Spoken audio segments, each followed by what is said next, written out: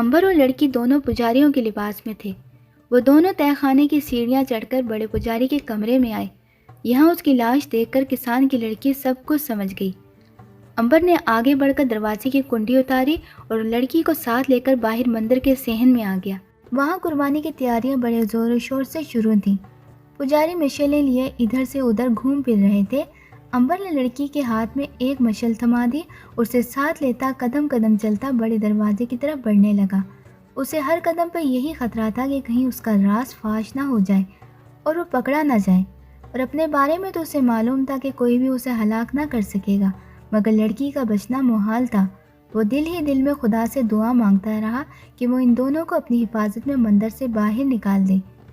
ये लड़की की खुशकिस्मती थी कि किसी ने भी उन पर शक ना किया।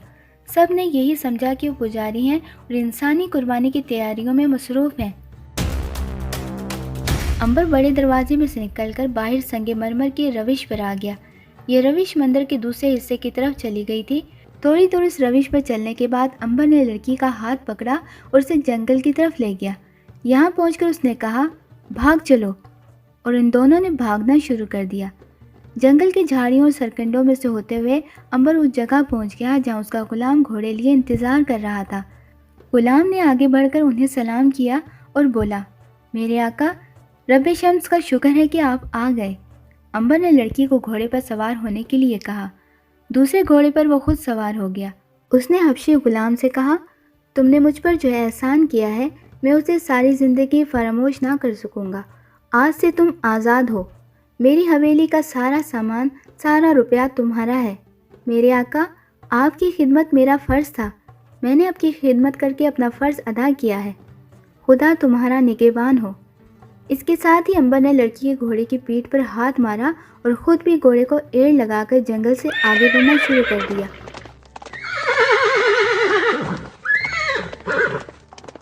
जंगल से निकलकर उसने अपने लिए एक वीरान रास्ता चुन लिया। ये खेतों और मकानों के अकब से होकर गुजरता था। शहर के शुमाल मशरकी दरवाजे पर लड़की का बाप घोड़े पर सवार उनका इंतज़ार कर रहा था। उसने अपनी बेटी को जिंदा सलामत देखा तो खुशी से निहाल होकर उसने बच्ची को सीने से लगा लिया। अंबर ने दरवाजे के चौकीदार को परवाना दिखाया और कहा कि वो अपने दो गुलामों के साथ बाहर की बस्ती में एक मरीज को देखने जा रहा है। पहरेदार ने दरवाज़ा खोल दिया और तीनों शहर से निकलकर आज़ाद फिज़ा में आ गए और उन्होंने सरपट घोड़े दौड़ाने शुरू कर दिए।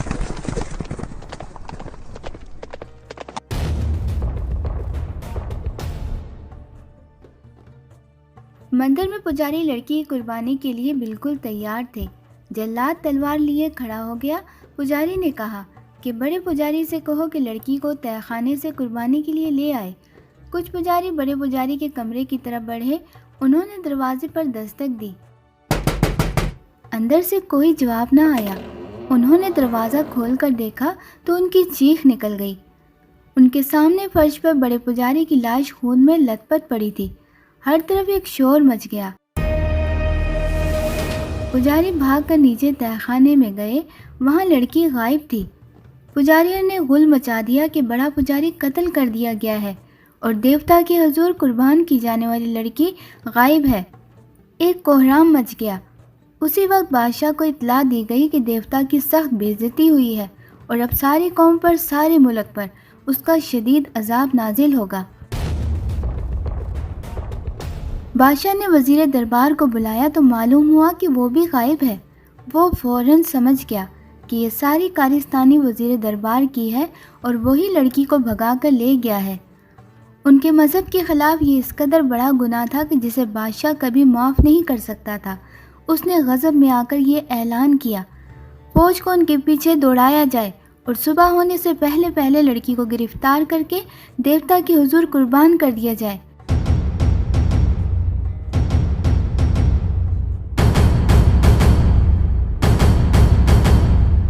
फौज का एक चाको चौबंद दस्ता नेज़ और तीर कमान से कमर बस्ता होकर सर पर घोड़े दौड़ाता शहर के दरवाजे से निकला और अंबर की तलाश में रवाना हो गया।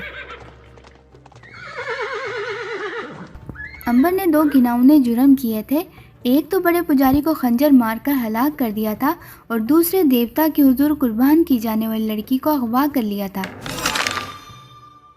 ہینیبال بے حد غیظ و غضب کے عالم میں تھا اور چاہتا تھا کہ اگر اسے عنبر مل جائے تو اسے کچا ہی چبا کر کھا جائے۔ اسے یقین تھا کہ اس کے بہادر سپاہی صبح ہونے سے پہلے پہلے صحراؤں میں سے ڈھونڈ کر لڑکی کو گرفتار کر کے لے آئیں گے۔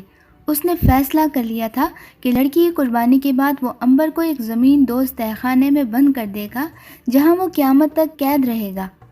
عنبر کسان اور اس کی بیٹی کو لے کر ایلامی شہر سے کافی دور نکل چکا تھا۔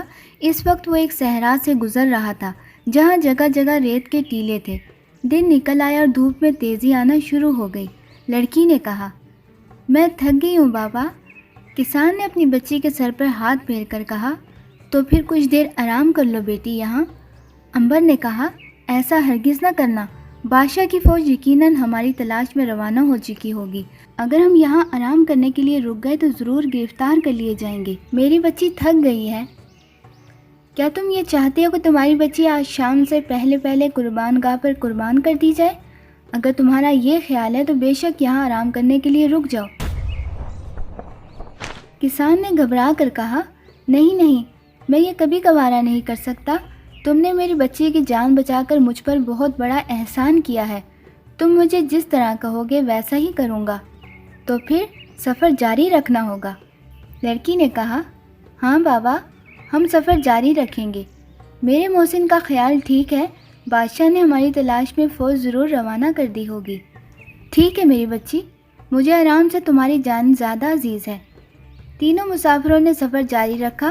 ان کے عربی گھوڑے انہیں صحرا میں اڑاتے ہوئے گزر رہے تھے۔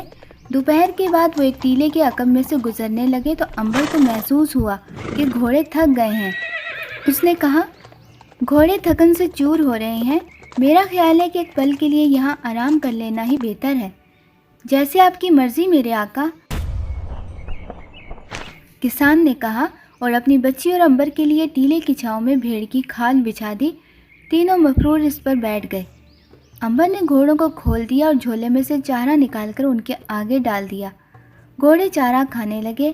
ابھی انہیں وہاں بیٹھے تھوڑی دیر ہی گزری تھی کہ اچانک دور سے غبار سا بلند ہوتا نظر آیا۔ لڑکی نے غبار کو دیکھ کر عنبر کی توجہ اس طرف دلائی۔ یہ غبار سا کیسا ہے؟ کسان اور عنبر نے چونک کر غبار کی طرف دیکھا اور گھبرا کر کہا، معلوم ہوتا ہے کہ بادشاہ کی فوج ہمارے سر پر پہنچ گئی ہے۔ کسان نے گھبرا کر کہا، اب کیا ہوگا میرے آقا؟ عنبر نے کہا، صرف ہمیں گھبرانا نہیں ہے، ہمیں یہاں سے فوراً نکل جانا چاہیے۔ انہوں نے چادریں گھوڑوں پر ڈالی اور صحرا میں گھوڑے ڈال دیے۔ مگر بادشاہ ہینیبال کے چاقو چوبند سواروں کا وہ مقابلہ نہیں کر سکتے تھے۔ سوار سرپٹ گھوڑے دوڑاتے آگے بڑھتے چلے آ رہے تھے اور ان کے درمیان فاصلہ کم ہو رہا تھا۔ ایک ٹیلے کے پاس پہنچ کر کسان نے مڑ کر دیکھا تو اس کی چیخ نکل گئی۔ عنبر نے گھوم کر دیکھا، سواروں کے نیزے دور سے دھوپ میں چمکتے نظر آنا شروع ہو گئے تھے۔ عنبر پریشان ہو گیا۔ اس نے خطرے کو محسوس کر لیا تھا، وہ ان کے سروں پر منڈلانے لگا ہے، مگر صحرا میں وہ چھپ کر کہاں جا سکتا تھا؟ بادشاہ کے سوار قریب سے قریب تر آ رہے تھے۔ اب دور سے ان کے لوہے کے ٹوپ اور زر بختر بھی صاف نظر آنے لگے تھے۔ کسان نے کہا، اب کیا ہوگا میرے آقا؟ وہ ہمیں ضرور پکڑ کر لے جائیں گے، وہ مجھے بڑی بے دردی سے ہلاک کر دیں گے، وہ میرے بابا کو بھی ہلاک کر دیں گے۔ عنبر نے ہاتھ بلند کر کے کہا، گھوڑوں سے اتر کر ٹیلے کی اوٹ میں ہو جاؤ۔ اس سے کیا ہوگا میرے آقا؟ کسان نے گھبرا کر پوچھا۔ جیسے میں کہتا ہوں ویسے ہی کرو۔ کسان اور اس کی بیٹی گھوڑوں سے اتر کر ریت کے ٹیلے کی اوٹ میں ہو گئے۔ فوج کا دستہ انہیں تھوڑے فاصلے پر ان کی طرف طوفان کی طرح بڑھتا صاف نظر آ رہا تھا۔ عنبر بھی گھوڑے سے اتر پڑا اور صحرا میں دو زانو ہو کر دعا مانگنے لگا۔ جتنی دیر وہ دعا مانگتا رہا بادشاہ کی فوج اس کے اور قریب آتی گئی۔ کسان اور لڑکی کا مارے خوف کے دم نکلا جا رہا تھا۔ انہیں یقین ہو گیا تھا کہ دعائیں مانگنا فضول ہے، انہیں دنیا کی کوئی طاقت فوج سے نہیں بچا سکتی۔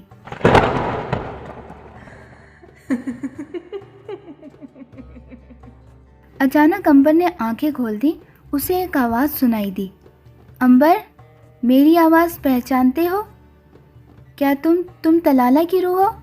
تم نے کتنی جلدی مجھے پہچان لیا۔ یقیناً تم میری قدر کرتے تھے، یہی وجہ ہے کہ 1000 برس گزر جانے پر بھی تم نے میری آواز کو جھٹ پہچان لیا۔ میں نے تمہاری قدر نہ کی اور تم سے دھوکہ کیا۔ میری روح 1000 سال سے بے چین چلی آ رہی تھی۔ میں موقع کی تلاش کر رہی تھی کہ مصیبت میں تمہاری مدد کر کے اپنے گناہوں کا کفارہ ادا کروں۔ رب عظیم کا شکر ہے کہ آج مجھے موقع مل گیا، میں تمہاری مدد کو آئی ہوں۔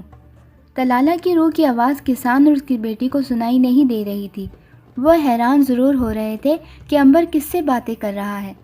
فوج اب بالکل سامنے آ گئی تھی اور اس نے بھی اپنے شکار کو دیکھ لیا تھا اور سپاہی دور سے تیر برسانے لگے تھے۔ تیروں کی پہلی بچھاڑ امبر سے کوئی 50 گز کے فاصلے پر آ کر گری۔ اس کا مطلب یہ تھا کہ دوسری بار اس کے اوپر گرنے والی تھی۔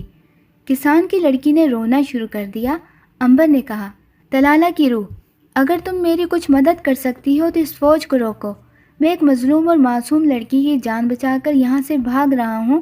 میں ایک نیک کام کر رہا ہوں اور ہینیبال کی فوج اس لڑکی کو ذبح کر دینا چاہتی ہے، جو گناہ ہے۔ اس گناہ کے خلاف لوہے کی دیوار بن کر کھڑی ہو جاؤ اور اس باپ بیٹی کی جان بچا لو۔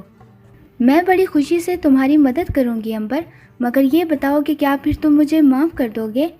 ہاں، میں پھر تمہیں معاف کر دوں گا، ضرور معاف کر دوں گا، مگر خدا کے لیے اس وقت جلدی کرو، فوج ہمارے سر پر آ گئی ہے۔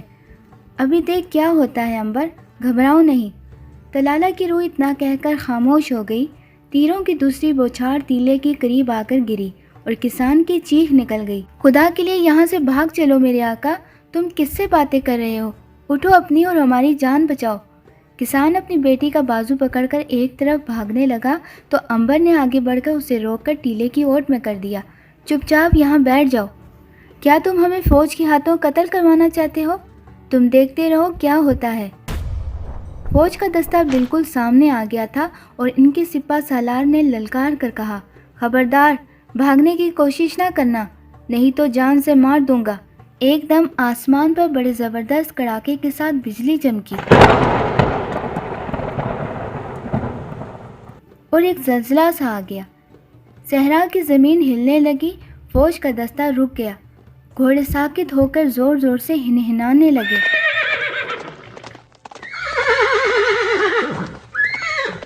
دوسری بار بجلی چمکی تو پہلے سے زبردست کڑک پیدا ہوئی۔ صحرا گونج اٹھا۔ اس کے ساتھ ہی فوج کے دستے اور امبر کے درمیان کی زمین شک ہو گئی اور وہاں ایک گہرا غار نمودار ہو گیا۔ فوج کے سپاہی حیرت زدہ ہو کر ایک دوسرے کا منہ تکنے لگے۔ سپہ سالار نے حکم دیا، نیزوں کی بوچھاڑ کر دو، یہ جادو ہے اور کچھ نہیں۔ سپاہیوں نے کسان، اس کی بیٹی اور امبر پر نیزے اور تیر برسانے شروع کر دیے۔ نیزے اور تیر ان تینوں کے آس پاس آ کر گرنے لگے۔ قریب تھا کہ کسی نہ کسی تیر یا نیزے سے کسان اور اس کی بیٹی ہلاک ہو جائیں گے۔ ایک بار پھر آسمان پر بجلی کا شعلہ نمودار ہوا۔ خوفناک کڑک کے ساتھ یہ شعلہ غیظ و غضب کے عالم میں زمین کی طرف لپکا اور فوج کے دستے پر ایک پلائے ناگہانی بن کر گرا۔ دیکھتے ہی دیکھتے آدھے گھوڑے اور آدھے سپاہی اس شعلے میں جن بن کر راکھ ہو گئے۔ باقی سپاہی بھاگنے لگے تو چوتھی بار زبردست گرج کے ساتھ شعلہ لپکا اور باقی ماندہ گھوڑے اور سپاہی بھی جل کر راکھ ہو گئے۔ اب وہاں سوائے سپاہیوں اور گھوڑوں کی جلی ہوئی لاشوں کے اور کچھ نہیں تھا۔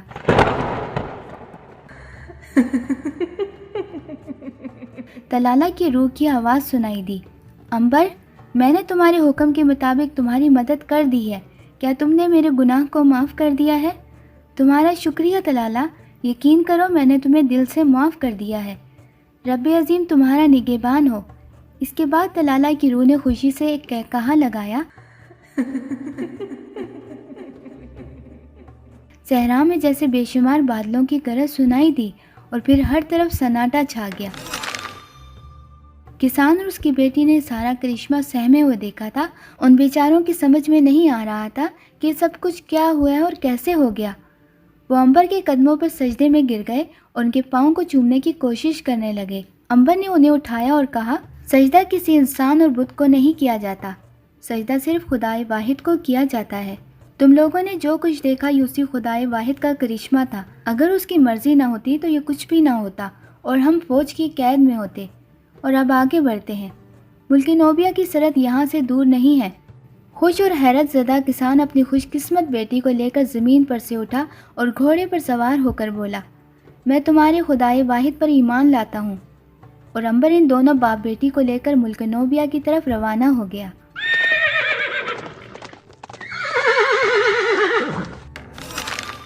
ملک نوبیا میں انبر ایک حکیم کے بیس میں داخل ہوا۔ کسان اور اس کی بیٹی کو اس نے باپ اور بہن ظاہر کیا۔ نوبیا پر چونکہ ہینیبال کی چڑھائی کا خطرہ منڈلا رہا تھا، اس لیے سرحدی سپاہیوں نے کافی چھان بین کے بعد انبر اور اس کے ساتھیوں کو سرحد کے اندر داخل ہونے کی اجازت دی۔ نوبیا کا پہلا شہر سرحد سے تھوڑی ہی دور واقع تھا۔ یہاں انبر نے کسان اور اس کی بیٹی کو اپنے سے جدا کر دیا۔ انہوں نے انبر کا ایک بار پھر تہہ دل سے شکریہ ادا کیا اور نئے ملک میں نئی زندگی شروع کرنے کے لیے اپنی راہ لی۔ انبر گھوڑے پر سوار دواؤں کا جھولا بغل میں لٹکائے نوبیا کے دارالحکومت سمیر کی طرف روانہ ہو گیا۔ سمیر اس زمانے میں ایک انتہائی ترقی یافتہ شہر تھا اور ابھی ترقی کی منزلیں طے کر رہا تھا۔ شہر کے مکان پختہ اینٹوں کے تھے اور سڑکوں پہ دونوں جانب سایہ دار درخت کھڑے تھے۔ ملکہ کا محل شہر کے بیچ میں تھا، جن کا سنہری گنبد دور ہی سے چمکتا دکھائی دیتا تھا۔ انبر شہر کی سڑکوں پہ سے گزرتا لوگوں کو تجارت کرتے اور سودا سلف کی خرید و فروخت کرتا دیکھتا ہوا شاہی محل کی طرف جا رہا تھا۔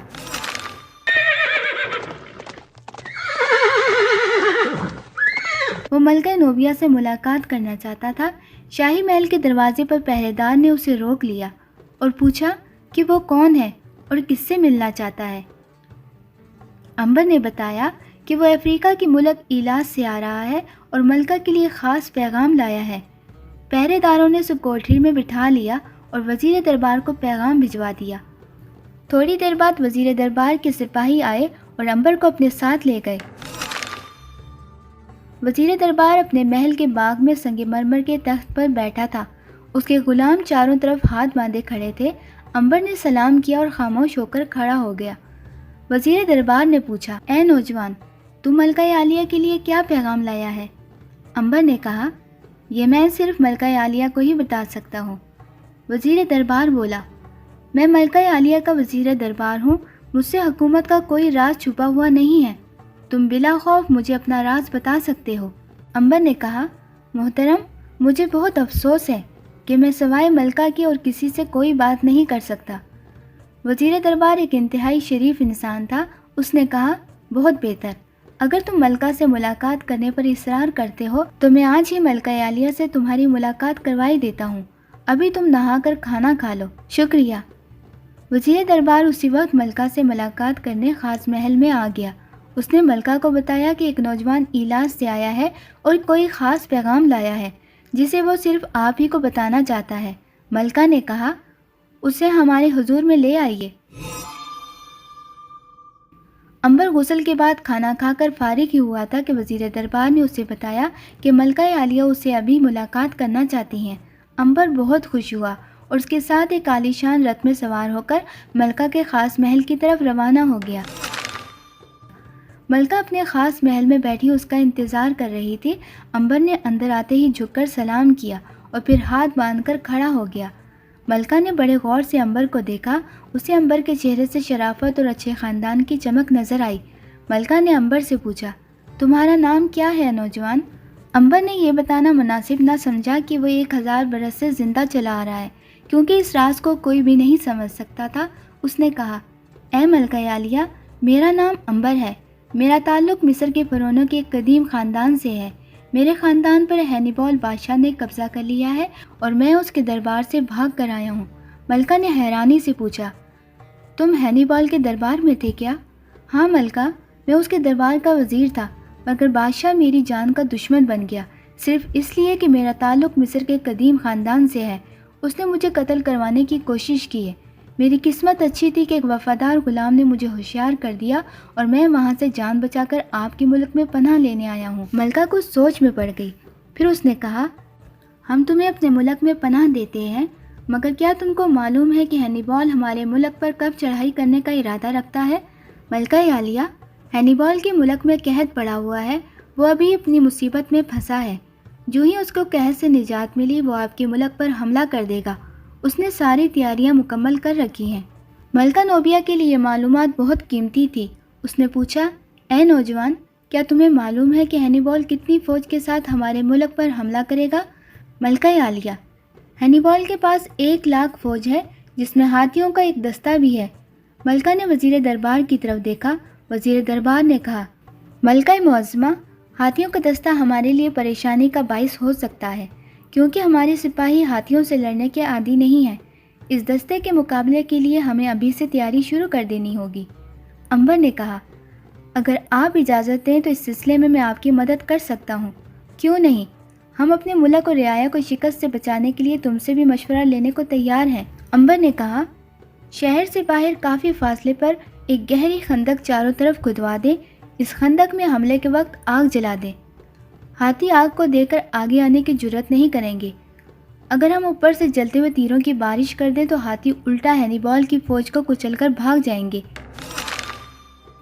ہمیں تمہاری تجویز پسند آئی ہے امبر، ہم آج ہی سے اس پر عمل کرنے کا حکم دیتے ہیں۔ باقی تم ہمارے محل میں درباری کی حیثیت سے رہو گے۔ امبر نے جھک کر کہا، اس عزت کے لیے میں حضور کا شکر گزار ہوں۔ امبر نے ملکہ کی شاہی محل میں رہائش اختیار کر لی۔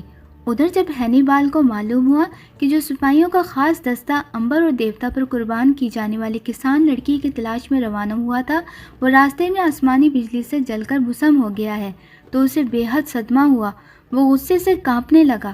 اس نے حکم دیا کہ امبر اور لڑکی کو ہر حالت میں گرفتار کر کے اس کے دربار میں پیش کیا جائے۔ سپاہی اس کی تلاش میں نکل کھڑے ہوئے۔ ایک ہفتے کے بعد بادشاہ کے خاص جاسوسوں نے آ کر خبر دی کہ امبر اور کسان لڑکی نے ملکہ نوبیا کی شہر میں پناہ حاصل کر لی ہے۔ ہینیبال کا غصہ اور بڑھ گیا۔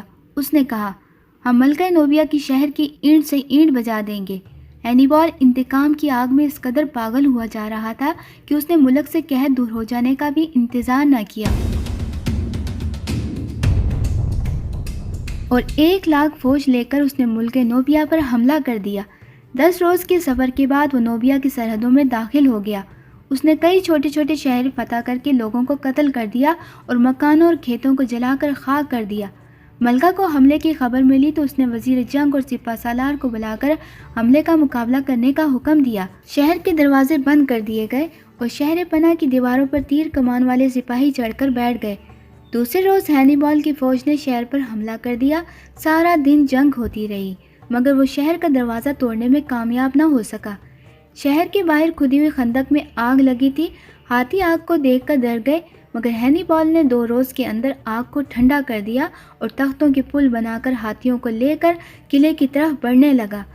قلعے کے خاص برج میں ملکہ نوبیا اپنے وزیر دربار اور امبر کے ساتھ کھڑی لڑائی کا منظر دیکھ رہی تھی۔ ہینیبال کی بے پناہ فوج اور ہاتھیوں کے لشکر کو دیکھ کر وہ خوفزدہ ہو گئی۔ اسے یوں لگا جیسے ہینیبال کو مقابلہ کرنا بہت مشکل ہے اور وہ قلعے کی اینٹ سے اینٹ بجا دے گا۔ ملکہ کی فوج شہر سے نکل کر دن بھر لڑتی رہی۔ شام کو وہ قلعے میں واپس آ گئی اور دروازے بند کر دیے گئے۔ ملکہ پریشانی کے عالم میں اپنے خاص محل میں ٹہل رہی تھی۔ اسے اپنی شکست صاف نظر آ رہی تھی۔ ہینیبال کے ہاتھیوں کی فوج صبح حملہ کرنے والی تھی اور ہزاروں ہاتھیوں کے آگے اس کی مٹھی بھر تیر چلانے والے سپاہیوں کا دستہ کچھ نہیں کر سکتا تھا۔ امبر نے ملکہ کی پریشانی کو دیکھ کر کہا، اے ملکہ، آپ نے مجھے پناہ دی تھی، میں آپ کی پریشانی نہیں دیکھ سکتا۔ ہینیبال ایک ظالم اور سنگ دل بادشاہ ہے۔ اگر اس نے آپ کا ملک فتح کر لیا تو وہ اس محل میں آگ لگا دے گا اور عورتوں اور بچوں کو بے رحمی سے قتل کر دے گا۔ ملکہ نے کہا، مگر ہم اتنی بڑی فوج اور ہاتھیوں کے لشکر کا کیسے مقابلہ کر سکتے ہیں؟ ہمارے پاس تو فوج بھی بہت کم ہے۔ امبر نے کہا، آپ گھبرائیں نہیں، خدائے واحد نے چاہا تو کل حملے کے وقت میدان جنگ کا نقشہ پلٹ جائے گا۔ آسمان سے بجلی گرے گی اور ظالم بادشاہ کا لشکر برباد ہو جائے گا۔ ملکہ نے حیرانی سے پوچھا، امبر، کیا تم جادوگر بھی ہو؟ امبر نے کہا، اے ملکہ، میں جادوگر نہیں ہوں، میں خدا پر ایمان رکھتا ہوں، میں بتوں کی پوجا بھی نہیں کرتا، مجھے اپنے خدا پر بھروسہ ہے، وہ کسی نہ کسی ذریعے سے ہماری ضرور مدد کرے گا۔ ملکہ کو امبر کی باتوں پر یقین نہیں آ رہا تھا، حالانکہ اس کا جی چاہتا تھا کہ اس کی باتوں پر اعتبار کرے، مگر یہ کیسے ہو سکتا تھا کہ آسمان سے بجلی گرے اور ہینیبال کا طاقتور لشکر تباہ ہو جائے؟ اس کی سمجھ میں کچھ نہیں آ رہا تھا۔ ملکہ ساری رات اپنی خواب گاہ میں جاگتی رہی۔ وہ پریشانی کی وجہ سے ایک پل کے لیے بھی نہ سو سکی۔ دن چڑھا تو ہینیبال کی فوجوں نے بڑا زبردست حملہ شروع کر دیا۔ ہاتھیوں کے سیلاب دوڑتا ہوا قلعے کی فصیل کی طرف بڑھا اور انہوں نے جلتے تیروں کی بارش میں دیوار کے ساتھ ٹکریں مارنی شروع کر دی۔ محل میں ایک زلزلہ سا آ گیا۔ ملکہ سر جھکا کر بیٹھ گئی۔ اس کی آنکھوں میں آنسو آ گئے۔ اس کی فوج بڑی بہادری سے لڑ رہی تھی مگر ہینیبال کی فوج کے آگے اس کی کوئی پیش نہ جا رہی تھی۔ अंबर ने वादे के मुताबिक मलका को तसल्ली दी और महल की छत पर आ गया। इस वक्त छत पर कोई नहीं था। उसके ऊपर से दुश्मन के तीर गुजर रहे थे। मैदान जंग में एक क़यामत का शोर मचा हुआ था। अंबर ने दोनों हाथ फैलाए और मशरिक की तरफ मुँह करके आवाज़ दी, ए तलाला की रूह, आज पहली बार मैं मदद के लिए तुम्हें बुला रहा हूँ। तुम जहाँ कहीं भी हो यहाँ आओ और मलका नोबिया की मदद करो। उसके अमन पसंद मुल्क पर एक जालिम ने हमला कर दिया है। वो इसके महल को आग लगाकर उसकी रियाया को कत्ल करके उनके मकानों और खेतों को आग लगा देना चाहता है। इंसान की हमदर्दी और इंसाफ के नाम पर तू जाहिर होकर मलका की मदद कर। अंबर खामोश हो गया। उसने कई बार पुकारा मगर तलाला की रूह ना आई। आखिर जब अंबर ने 7वीं दफ़ा उसे आवाज़ दी तो तलाला की रूह ने एक कहकहा लगाकर कहा, अंबर, तुम्हारी आवाज़ मुझे बड़ी दूर से खींच लाई है। मैंने तुम्हारी सारी बात सुन ली है। तुम्हारी और मजलूम मलका की मदद करके मुझे खुशी होगी। हैनिबॉल ने मलका के मुल्क पर डाकू बनकर हमला किया है। उसे इसकी सज़ा ज़रूर मिलकर रहेगी। इसके बाद आसमान पर बिजली चमकी। एक कड़ाका पैदा हुआ जिसकी गूंज ने दरो दीवार हिला दिए। मलका अपने महल में कांप उठी। बिजली का दूसरा धमाका हुआ और आसमान से आग के शोले लपक लपक कर हैनिबॉल की फौज और हाथियों पर गिरने लगे। ऐसे लगता था जैसे आसमान से आग की बारिश हो रही है।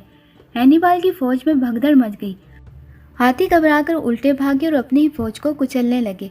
बिजली बार बार कड़क कर शोले की तरह फौजों पर गिर रही थी और फौजें भुसम होकर राख बन रही थीं। देखते ही देखते मैदान जंग दुश्मन की फौजों की लाशों, घोड़ों और हाथियों की जली लाशों से भर गया। हैनिबॉल हैरत से ये सब कुछ देख रहा था। उसकी समझ में नहीं आ रहा था ये क्या हो रहा है। उसकी आधी फौज मर गई थी और बाकी फौज के कदम उखड़ गए थे और वो जिधर मुंह उठाए भाग रही थी। दोपहर तक सारा मैदान खाली हो गया। बिजली के शोले ने हैनिबॉल के हाथी पर भी हमला किया। हैनिबॉल हाथी से कूदकर अपने घोड़े पर आया और अपने साथियों की हमरा वहां से फरार हो गया। दुश्मन भाग गया था। मैदान जंग में दुश्मन के सिपाहियों की जली हुई लाशों के पिंजर पड़े थे। मलका जंग जीत चुकी थी। वो खुशी से निहाल हो रही थी। उसने आगे बढ़कर अंबर की पेशानी चूम ली और कहा, अंबर, अगर तुम हमारी मदद ना करते इस वक्त हमारे महल में आग लगी होती और हम जंजीरों में जकड़े दुश्मन की कैद में होते। हम तुम्हारा ये एहसान सारी उम्र ना भूल सकेंगे। अंबर ने कहा, ऐ मलका, मैंने जो कुछ किया अपना फ़र्ज़ अदा किया है और फिर ना तो ये मेरा जादू था और ना कुछ और। ये सिर्फ जालिम के खिलाफ मेरे खुदाए वाहिद ने मजलूम की मदद की है। हैनिबॉल ने डाकू और गाज़िब बनकर आपके मुल्क पर हमला किया था। उसको उसकी सज़ा मिल गई है। वज़ीर दरबार ने कहा, फिर भी है नौजवान, ये सब कुछ तुम्हारी वजह से हुआ। इस जंग की फतह का सेहरा तुम्हारे सर पर है। मलका ने उसी वक्त हुक्म दिया कि अंबर को शाही खिल्लत पहनाकर दरबार में पेश किया जाए। शाम को दरबार लगा। अंबर शाही लिबास पहने दरबार में सबसे आगे बैठा था। मलका ने खुद तख्त से उतरकर अंबर के गले में सोने का शाही हार डाला और उसे शाही मुशीर खास का हीरे जवाहरात से जड़ा हुआ शाही असा अता किया। अंबर ने अदब से मलका को सलाम किया और अपनी जगह पर आकर बैठ गया। अंबर को मलका नोबिया के दरबार में एक बुलंद मुकाम हासिल हो गया था और जैसे कि हुआ करता है, महल में कई दरबारी इसकी आला हैसियत से हसद करने लगे और इसके खिलाफ साजिशें शुरू कर दी। अंबर दयानदारी, ईमानदारी और सच्चाई से अपना फ़र्ज़ अदा करता रहा। मलका को उस पर बेहद भरोसा था। जब तक मलका ज़िंदा रही उसकी तरफ किसी ने आंख उठाकर भी ना देखा। लेकिन आखिर मलका मर गई। मलका की मौत के बाद उसका नाअहल सिपहसालार तख्त पर बैठ गया। उसको दरबार के साजिशी गिरोह की हिमायत हासिल थी। ये सारा गिरोह अंबर के खिलाफ था। आखिर उन्होंने मिलकर अंबर को गिरफ्तार करवा दिया। सिपहसालार बादशाह को यकीन दिला दिया कि अंबर बगावत करके खुद तख्त पर कब्जा करना चाहता है। सिपहसालार बादशाह ने अंबर को हाथी के पांव तले कुचल देने का हुक्म दिया। उसे क्या मालूम था कि अंबर कभी नहीं मर सकता। मैदान में हाथी लाया गया। अंबर को लिटाकर उसके ऊपर तख्ता डालकर हाथी को उसके ऊपर खड़ा कर दिया गया, मगर अंबर को कुछ भी ना हुआ, बल्कि उल्टा हाथी डरकर चीखता हुआ वापस उठ दौड़ा और उसने 2 सिपाहियों को कुचल दिया। सिपहसालार हैरान रह गया। उसने कहा कि अंबर को कैद कर दो, कल इसे आग में डाल दिया जाएगा। अंबर को जेल खाने में डाल दिया गया, मगर वो दूसरी बार लोगों को अपनी खुफिया ताकत का करिश्मा नहीं दिखाना चाहता था। اب اس کا دل وہاں سے اچاٹ ہو گیا تھا۔ آدھی رات کو اس نے طلالہ کی روح سے مدد مانگی، جس نے اسے قلعے کی جیل سے اٹھا کر باہر رکھ دیا۔ امبر گھوڑے پر سوار ہوا اور اسے سر پر دوڑاتا ملک بابل کی طرف روانہ ہو گیا۔